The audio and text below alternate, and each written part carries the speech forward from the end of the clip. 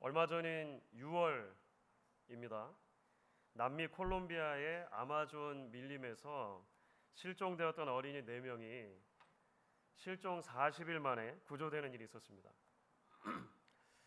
사고가 난 것은 지난 5월 1일이었습니다. 조종사를 비롯해서 어른 3명 그리고 어린 남매 4명을 태운 아주 작은 소형 비행기가 아마존 밀림 산곡에서 추락을 하게 됩니다. 추락 현장을 수색하던 당국은 어른 3명의 시신을 수습하게 됩니다. 그런데 아이들은 발견이 되지가 않은 거예요. 그래서 신라 같은 희망을 가지고 이제 대대적인 수색을 하게 되는 것입니다. 그렇게 포기하지 않은 수색 작전을 편 결과 실종 40일 만에 아마존 밀림에서 말이죠. 40일 만에 추락 지점에서 한 5km 정도, 3마일 정도 떨어진 곳에서 이 4아이를 다 발견하고 구조를 해낸 것입니다. 놀랍게도 아이들의 나이가 13살, 9살, 4살 그리고 1살이었습니다. 그러니까 보시는 사진은 구조 당시의 사진이거든요. 1살짜리 어린아이는 뒤에 구조대원에게 안겨 있어요. 무척 야위긴 했지만 비교적 건강히 양호한 상태로 아이들이 발견된 거예요. 40일 만에. 그야말로 기적이 아닐 수 없는 것이죠. 이 기적의 사건 뒤에는 한편으로 아이들을 잊지 않고 끝까지 찾아준 이들의 수고가 있었습니다. 만약에 구조가 불가능하다, 살아날 리가 없다라고 판단하고 그러면 잊혀졌을 수밖에 없었겠죠. 잊혀졌더라면 혹독한 아마존 밀림 환경에서 아이들이 더 오래 살아남을 수는 아마 없었을 것입니다. 하지만 끝까지 잊지 않고 찾아준 이들에 있었기 때문에 구조될 수가 있었던 것이죠. 또 다른 한편으로 이 아이들의 살려는 의지를 생각하지 않을 수 없어요. 사실 사고로 목숨을 잃었던 3명의 어른 가운데 1명이 이 4남매의 엄마였습니다. 사고 직후에 바로 돌아가신 게 아니고 큰 부상을 입고 며칠쯤 있다가 엄마가 돌아가신 것 같아요. 그런데 엄마가 마지막으로 숨을 거두기 전에 아이들에게 이 마지막 하나 유언을 남기고 돌아가신 거예요. 너희들은 여기서 살아남아라. 이 한마디를 한 거예요. 큰딸이 특별히 엄마의 유언을 마음에 간직하고 누군가 잊어버렸을 수 있다고 생각하지만 그 40일 동안을 동생들을 건사하면서 그 아마존 밀림에서 버텨낸 것입니다. 이런 요셉에게도 잊혀진 듯한 시기가 있습니다. 오늘 우리가 41장을 함께 살펴봤습니다만 창세기 40장의 가장 마지막 절 40장 23절은 이렇게 되어 있습니다. 술 맡은 관원장이 요셉을 기억하지 못하고 그를 잊었더라. 이렇게 되어 있죠. 그리고 나서 오늘 읽은 본문이 이렇게 시작을 한 것입니다. 만 2년 후에 이렇게 되는 거예요. 그러니까 오늘 읽은 말씀은 지난 2년 동안 사람들의 기억에서 잊혀졌던 것 같은 요셉의 삶에 뭔가 새로운 계기가 찾아오는 그런 장면이 되는 것입니다. 저는 그동안에 무슨 일이 있었을까요? 우리가 창세기 요셉 이야기를 쭉 살펴보고 있는데 40장은 좀 건너뛰고 오늘 41장을 읽었잖아요. 40장의 내용을 조금 요약해서 살펴보면 좋을 것 같습니다. 바로의 친위 대장 보디발의 집에 노예로 팔려간 요셉이 그곳에서도 하나님의 형통을 경험하지 않습니까? 하나님이 그와 함께 하심을 시위대장 보디발이 보았습니다. 그래서 주인이 그를 그 집의 가정 총무로 삼게 되어 그야말로 파격적인 인사 조치가 이루어진 것이죠. 하지만 얼마 시간이 지나지 않아서 위기가 찾아옵니다. 보디발의 아내, 그러니까 주인의 아내이죠. 주인 마님이 노예의 입장에서 보면 거절할 수 없는 제안을 하게 됩니다. 유혹을 하는 거예요. 우리가 야훼배 때 함께 살펴봤던 내용인데요. 요셉이 그 거절할 수 없어 보이는 제안을 거절합니다. 하나님 앞에서 내가 죄를 범할 수 없기 때문이다. 이렇게 고백하죠. 하지만 이 일로 인해서 결과적으로 요셉은 어떻게 되냐면 감옥에 갇히게 됩니다. 감옥에 갇히게 돼요. 보디발의 아내가 요셉을 강간 미수죄로 남편에게 고소했기 때문에 그렇습니다. 생각해보면 참 기가 막히죠. 하나님이 주신 꿈 때문에 사실은 애국까지 팔려온 요셉입니다. 그런데 하나님의 편에 계속해서 서려다가 하나님 앞에 죄를 짓지 않으려다가 노예의 상태에서 이제는 죄수의 상태로 떨어지게 돼버린 것입니다. 그런데 요셉이 그 감옥에서 특별한 두 사람을 만나게 돼요. 정확히 얼마간의 시간인지 알 수는 없지만 조금 시간이 흐른 뒤에 왕인 바로의 최측근 장관 두 명이 요셉이 갇혀있던 그 감옥에 갇히게 되는 것입니다. 한 사람은 왕의 술 맡은 관원이고 다른 한 사람은 떡 맡은 관원입니다. 그 당시 문화로 보면 꽤나 높은 벼슬이었다라고 여러분 생각하시면 될 것 같아요. 그럼 어떤 일로 해서 이 두 사람 전부 다 왕에게 큰 죄를 저지르게 됐고 왕은 그들을 동시에 한 감옥에 가두게 된 것입니다. 마침 감옥에서도 요셉이 간수장에게 또 신임을 받게 되었어요.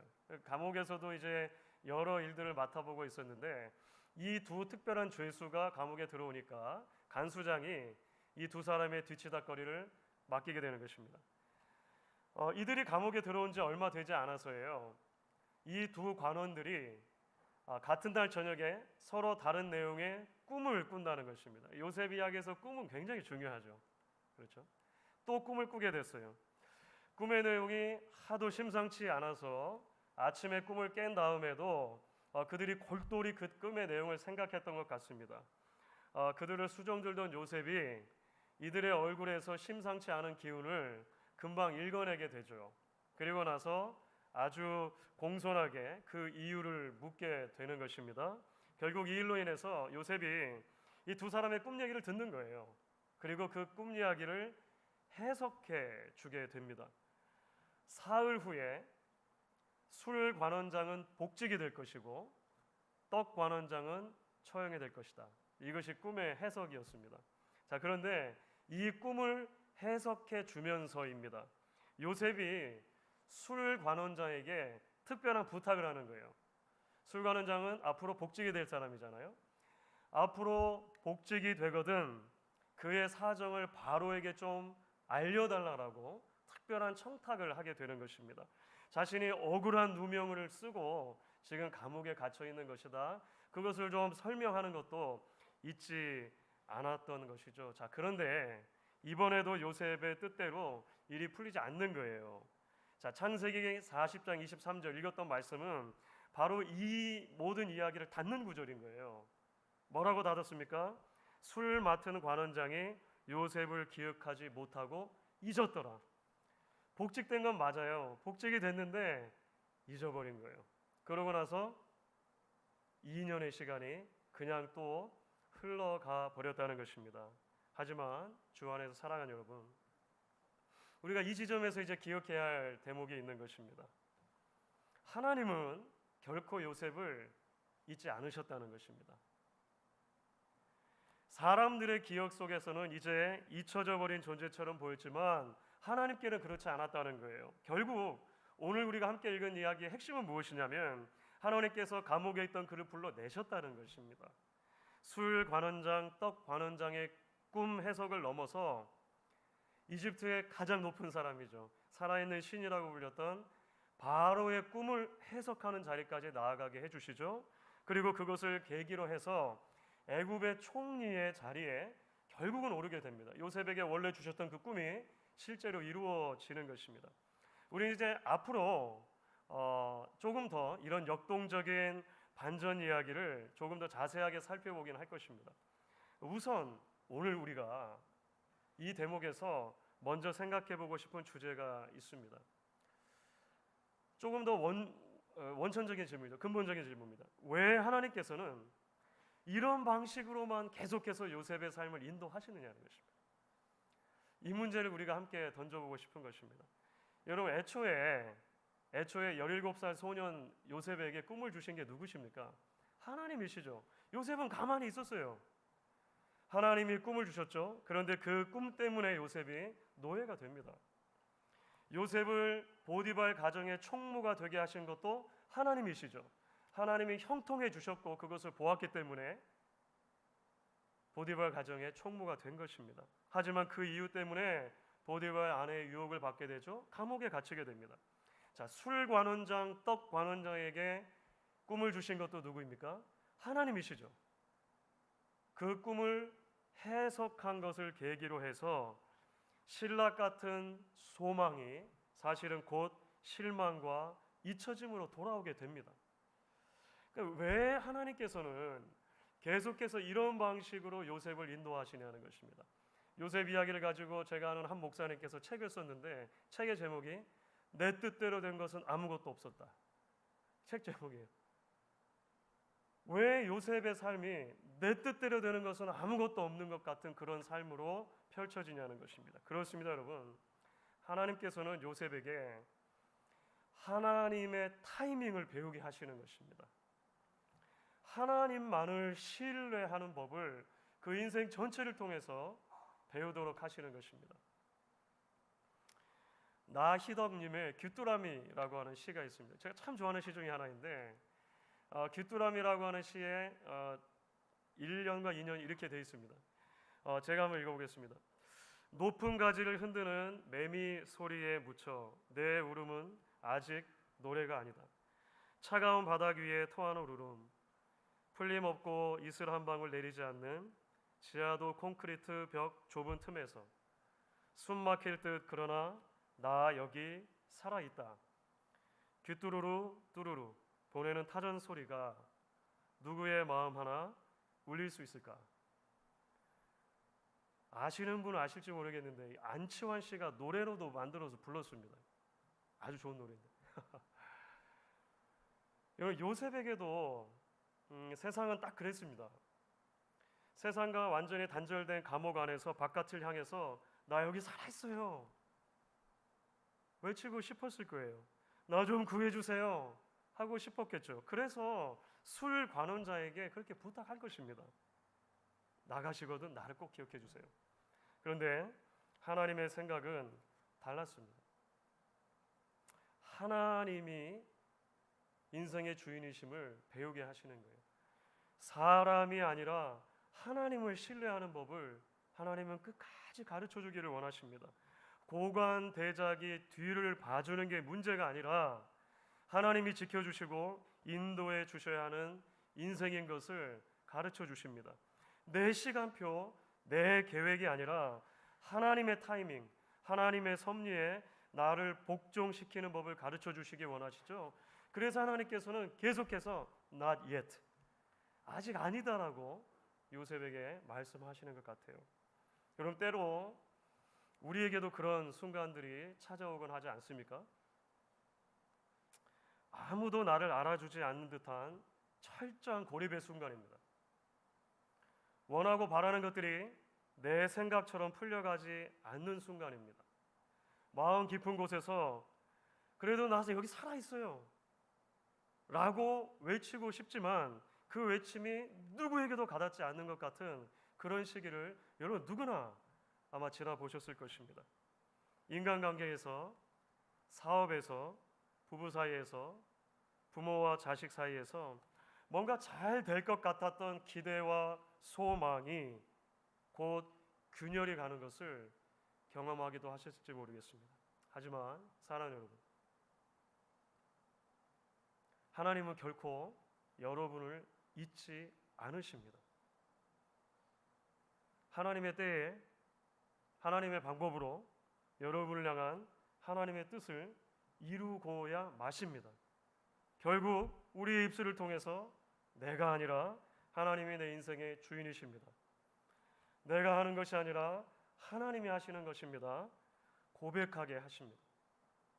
여러분, 그래서 바울도 이렇게 말합니다.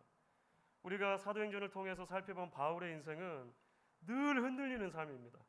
자기 뜻대로 되어진 일이 별로 없습니다. 수많은 일들을 만납니다. 그런데 로마서 8장 28절과 32절입니다. 바울은 이렇게 고백합니다. 우리가 알거니와 하나님을 사랑하는 자 곧 그 뜻대로 부르심을 입은 자들에게는 모든 것이 합력하여 선을 이루느니라. 자기 아들을 아끼지 아니하시고 우리 모든 사람을 위하여 내주시니가 어찌 그 아들과 함께 모든 것을 우리에게 주시지 아니하겠느냐. 여러분 톰 크루즈라는 미국 배우를 잘 아시죠? 이렇게 생긴 사람이. 이분이 최근에 미션 임파서블 7, 무려 7입니다. 영화 개봉을 앞두고 한국을 방문했어요.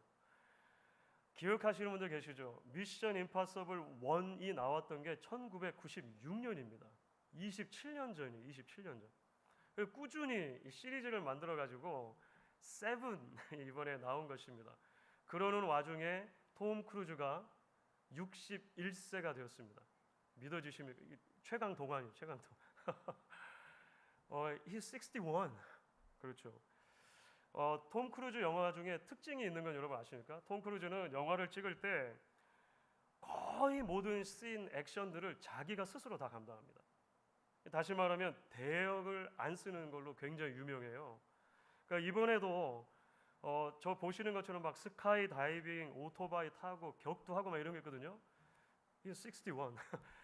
61세인데 이 모든 거를 자기가 다 찍었다라고 하는 거예요. 그런데 이번에 이제 한국 방문과 관련해 가지고 신문 기사에서 이제 제 시선을 끈 대목이 하나 있습니다. 기자 간담회를 하는데 누가 이렇게 물은 거예요. 모든 액션 씬을 직접 연기하셨는데 두렵지 않았습니까? 이렇게 물어요. 그런데 톰 크루즈가 이렇게 답합니다. 지금까지 한 번도 두려움을 안 느낀 적은 없었습니다. 다만 두렵기 때문에 안 한 적이 없었을 뿐입니다. 그래 말이에요. 너무 멋있죠? 잘생기기만 한 게 아니라 생각도 멋있어요. 가지고 그렇죠. 다시 한번 말씀드릴게요. 한 번도 두려움을 안 느낀 적은 없습니다. 다만 두렵기 때문에 안 한 적이 없었을 것입니다. 안 한 적이 없었을 뿐입니다. 여러분 제가 이 신문기사 읽으면서 믿음이라고 하는 주제에 대해서 좀 생각해 보았습니다. 성경에서 하나님의 백성들의 믿음에 대해서 이야기할 때 성경은 완전히 의심이 없는 그런 진공 상태 같은 상태를 말하는 게 아닙니다. 전혀 흔들리지 않는 상태를 믿음이라고 말하지 않아요. 현실을 바라보면서 때로 의심이 들 때도 있지만 때로 흔들릴 때도 있지만 그럼에도 불구하고 하나님을 계속 붙드는 것을 믿음이라고 합니다. 여러분 아브라함이 그랬고 모세가 그랬고 다윗이 그랬습니다. 베드로가 그랬고 요한이 그랬고 바울도 그랬습니다. 아마 탐 크루즈 식으로 말하면 이렇게 말할 수 있을지 모르겠어요. 흔들리지 않은 적은 없었다. 다만 흔들림 때문에 하나님을 믿지 않은 적이 없었을 뿐이다. 여러분 말 되죠? 말 되죠? 주 안에서 사랑하는 여러분, 오늘도 하나님은 당신의 약속을 붙들라 하십니다. 당신의 꿈을 붙들라 하십니다. 흔들려도 그 믿음 안에 머물러 있으라고 하시는 것입니다. 왜냐하면 하나님께 저와 여러분은 아들의 핏값으로 사신 존귀한 존재들이기 때문에 그렇습니다. 저와 여러분을 향한 분명한 계획을 하나님 가지고 계시고 그것을 하나님의 때에 하나님의 방법으로 이루실 것이기 때문에 그렇습니다.